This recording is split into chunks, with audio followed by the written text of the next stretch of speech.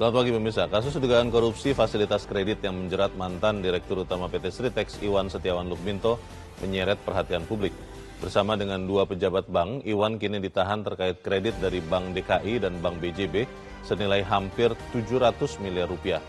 Namun berbeda dari biasanya, penetapan tersangka ini justru memicu perdebatan. Sebagian menilai ini seharusnya adalah perkara perdata, bukan pidana. Tantangan besar Kejaksaan Agung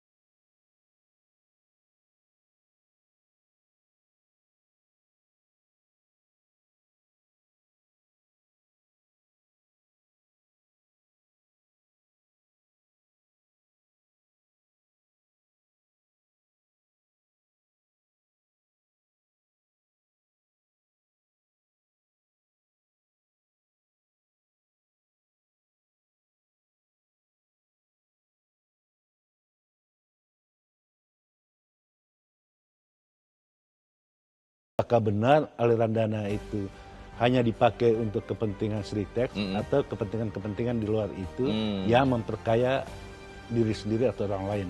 Oke, apapun itu pertaruhan ini adalah pertaruhan Kejagung dan kita akan bahas itu ya Bang Gades dan pemirsa. Inilah editorial Media Indonesia untuk hari ini Jumat 23 Mei 2025, pertaruhan Kejagung di kasus Sritex.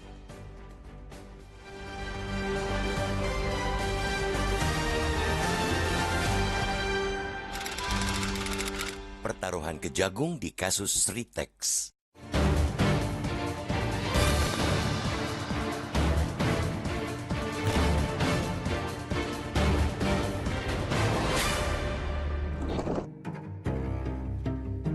Sudah jatuh tertimpa tangga, masih lagi tertabrak mobil. Begitu sekilas yang terkesan dari penetapan Direktur Utama PT Sritex periode 2018-2023 Iwan Setiawan Lukminto sebagai tersangka kasus pidana dugaan korupsi fasilitas kredit untuk PT Sritex dari Bank DKI dan Bank BJB. Iwan Rabu 21 Mei lalu dihadirkan di Kejagung dengan rompi pink dan ditahan 20 hari ke depan. Bersamanya ditahan juga Direktur Utama Bank DKI tahun 2020, Zainuddin Mapa, dan pemimpin divisi komersial dan korporasi Bank BJB, Diki Syahbandinata. Total kerugian negara, kata Kejagung, mencapai 692 miliar rupiah, sesuai besaran kredit dari kedua bank itu. Namun, berbeda dari kasus-kasus korupsi lainnya, pemindahan bos Sritex itu tidak sepenuhnya mendapat sambutan sepenuhnya positif dari publik. Sebagian menilai kasus itu lebih tepat menjadi perkara perdata. Dimasukkannya kasus kredit macet menjadi tindak pidana dianggap menambah sinyal buruk bagi iklim berbisnis di Indonesia. Kejatuhan Sritex setelah 58 tahun menjadi raksasa garmen sendiri sudah membuat industri tekstil Indonesia berpotensi kehilangan kepercayaan investor. Tentu saja kekhawatiran pada dampak iklim investasi tidak boleh membiaskan penilaian pada kasus fasilitas kredit ini. Romantisme kejayaan Sritex juga jangan sampai digunakan untuk membuat gelombang simpati yang salah. Dalam pengumuman Rabu, Direktur Penyidikan Jaksa Agung Muda Tindak Pidana Khusus Kejagung memang telah menyebutkan sejumlah dasar tindak pidana, yakni penggunaan kredit untuk membayar utang dan membeli aset non-produktif berupa tanah. Hal itu dinilai tidak sesuai dengan peruntukan sebagai modal kerja. Itulah dasar tindak pidana. Seperti bercermin pada kasus-kasus sebelumnya di tanah air, kasus kredit macet memang bukan hanya ranah perdata. Parameternya adalah adanya penyalahgunaan penggunaan kredit. Apalagi jika kemudian terbukti untuk memperkaya diri sendiri, disitulah jelas tindak pidana. Ahli hukum juga telah menyatakan bahwa kredit macet merupakan perkara perdata murni apabila penyebabnya di luar kekuasaan debitor, seperti gempa, tsunami, ataupun krisis moneter, force majeure. Sementara itu, kredit macet yang terkait dengan tindak penyalahgunaan kredit, pelanggaran terhadap peraturan, baik undang-undang perbankan ataupun peraturan BI, merupakan ranah pidana. Dari dasar-dasar itu, maka yang menjadi pekerjaan besar Kejagung adalah membuktikan bahwa pembelian tanah dan pembayaran utang itu bukan terkait dengan modal kerja Sritex. Meski dalam pandangan umum ketiganya tidak berhubungan, dalam berbisnis bisa saja berbeda. Pembayaran utang bisa saja harus dilakukan Sritex untuk bisa mendapatkan bahan baku dari supplier. Hal ini jelas merupakan proses mendapatkan modal kerja. Maka kita sepakat dengan pandangan bahwa Kejagung harus segera mengungkapkan aliran dana dari kredit Sritex itu. Pusat Pelaporan dan Analisis Transaksi Keuangan atau PPATK harus juga terlibat di dalamnya. Jika benar tindak pidana itu terbukti, maka ini akan menjadi pelajaran besar, bukan saja pada bisnis garmen, melainkan juga prinsip kehati-hatian dalam pemberian fasilitas kredit. Sebaliknya, jika tindak pidana tidak terbukti, langkah Kejagung akan menambah buruk iklim investasi kita.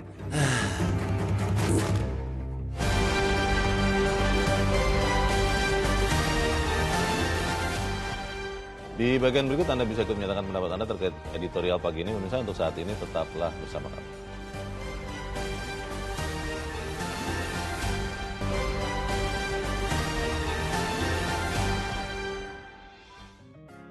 Media Indonesia mengajak Anda untuk mengakses fitur premium e-paper. Dengan sajian konten berbasis intelektual dan meneguhkan kebangsaan, Media Indonesia tampil dengan lebih dinamis melalui e-paper Media Indonesia yang dapat Anda akses kapan saja, di mana saja.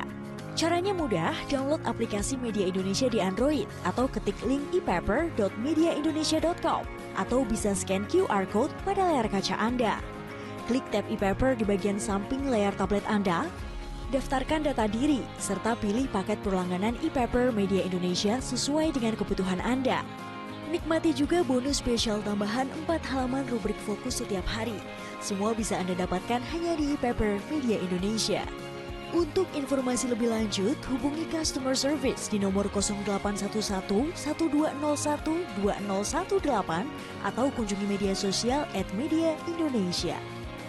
Media Indonesia, referensi bangsa. Terima kasih Anda masih bersama kami pemirsa, dan sekarang kita akan mendengarkan dulu Bang Gaudens pendapat dari pemirsa Metro TV. Kali ini kita sudah terhubung dengan Ibu Indra dari Cirebon, Jawa Barat. Bu Indra, selamat pagi. Selamat pagi Bung Leonard Samosir dan Bung Gaudens Suhardi.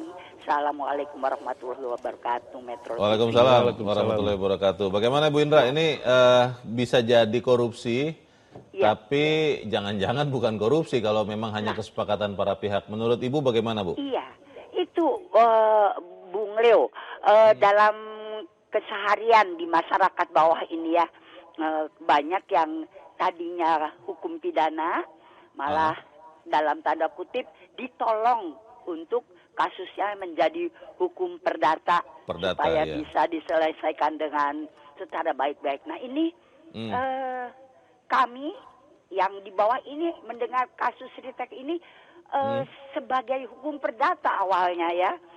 Kan dinyatakan bangkrut gitu. Kemudian setelah dinyatakan bangkrut, berlanjut dinyatakan sebagai perusahaan yang tidak bisa membayar utang-utangnya, ya udah meningkat lagi. Kemudian mendapat kredit ini, loh, lalu mungkin maksud dari Sritek adalah untuk berusaha memulihkan keadaan sebaik-baiknya. Tapi kok jadi dituduh hukum pidana ya, karena katanya konon digunakan untuk kepentingan pribadi, untuk apa bukan itu. Nah, kami jadi bingung juga. Iya, karena di sini ada seakan-akan suatu pengarahan untuk menjadi hukum pidana. Bukannya sebaiknya justru yang hukum pidana diarahkan menjadi hukum perdata supaya bisa diselesaikan baik untuk semua pihak, Bung Leo. Berarti kita tunggu Kejaksaan Agung lah, berarti Bu Indra ya, untuk memastikan katanya ini sudah ya. ada bukti. Nah, khawatirnya bukti itu bisa diada-adakan begitu. Aduh, jangan. Itu yang bikin kami cemas. Iya. Iya, terima kasih. Assalamualaikum warahmatullahi wabarakatuh. Waalaikumsalam warahmatullahi wabarakatuh. Terima kasih Bu Indra dari Cirebon, Jawa Barat. Selamat pagi Bu.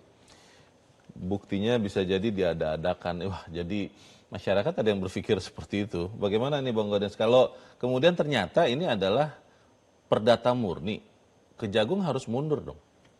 Ya tentu, karena sudah ditangkap itu kan berarti ada mekanisme lain ya. Kalau menganggap tidak benar penangkapannya, penahanannya bisa lewat peradilan. Itu yang pertama. Yang kedua, apakah kerja Jaksa Agung ini sudah benar atau tidak, ujung-ujungnya akan dibuktikan di pengadilan. Susah bagi kita untuk menilai bahwa apa yang dikerjakan Kejaksaan Agung sekarang ini salah gitu. Tetapi secara hukum, ketika dua alat bukti sudah ada dan bisa dipertanggungjawabkan oleh Kejaksaan Agung, tentu kasusnya kasus pidana. Pada sisi lain kita mengingatkan bahwa kasus awalnya adalah perdata, perjanjian pinjam meminjam antara bank dengan Sritex gitu. Pengusahanya. Nah, bahwa pengusaha yang menggunakan uang yang dipinjamkan itu untuk kepentingan lain, itu yang harus dibuktikan. Apakah kepentingan lain itu memperkaya diri sendiri atau orang lain. Kita masih terlalu dini untuk mengatakan ini kasus perdata atau pidana. Namun editorial ingin mengingatkan Kejaksaan Agung untuk serius memilih dan memilah mana yang masuk perdata, mana yang masuk pidana gitu. Kalau bangunan kasusnya kan Bang, Kejagung juga ikut menahan Direktur Utama Bank DKI tahun 2020 dan pemimpin Divisi Komersial dan Korporasi Bank BJB.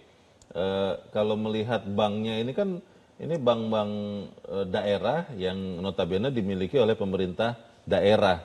Apakah itu unsur yang kemudian menjadikan pidananya juga Bang?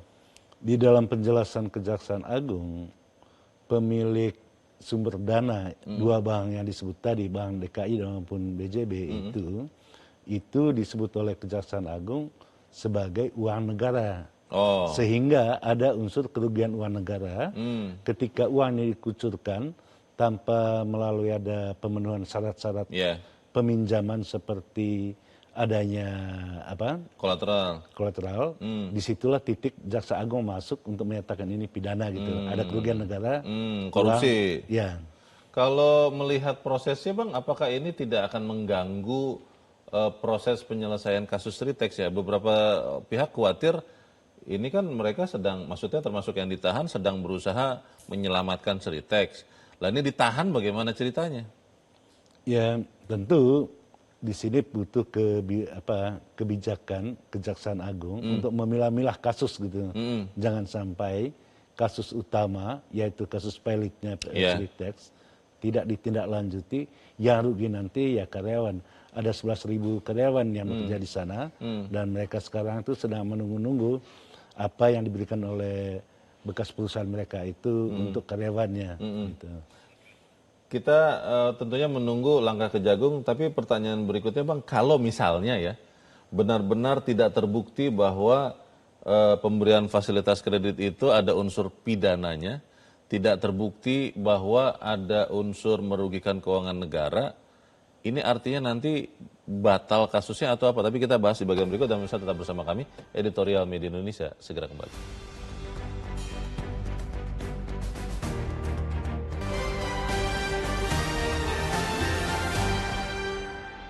Kita di bagian akhir diskusi pagi ini, Bang Gaudens, apa yang harus segera dilakukan Kejagung, Bang? Ya, segera secepatnya melakukan penyidikan kasus ini, sehingga segera dilimpahkan ke pengadilan. Nanti di pengadilan itu baru diketahui apa benar ini pidana atau perdata gitu. Biarkan semuanya berproses sampai ke pengadilan. Tetapi di lain itu, yang harus dicari oleh Kejaksaan Agung, aliran dana yang diduga diselewengkan oleh Sritex itu dipakai untuk apa dan siapa saja dibalik kasus ini gitu. Itu yang harus diungkap. Jangan-jangan mungkin misalnya gitu ya, ada kickback begitu ya Bang ya. Itu bisa pelanggaran juga? Ya pasti ya termasuk pidana itu karena sumber uangnya kan sumber uang negara gitu. Kita tunggu berarti langkah Kejagung seperti apa. Semoga kasus Sritex ini semakin jelas. Bang Gaudens, terima kasih sudah di tempat ini. Selamat pagi Bang. Pagi Bang. Pemirsa, dugaan penyalahgunaan fasilitas kredit harus dibuktikan dengan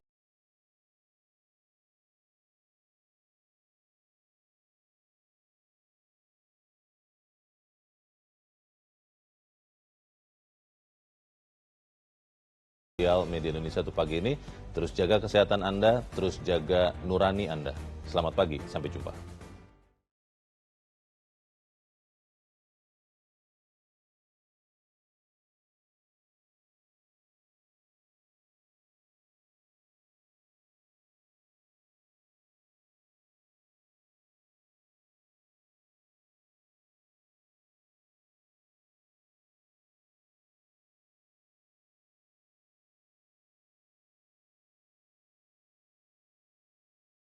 Jelajahi cara baru mendapatkan informasi. Download Metro TV Extend sekarang.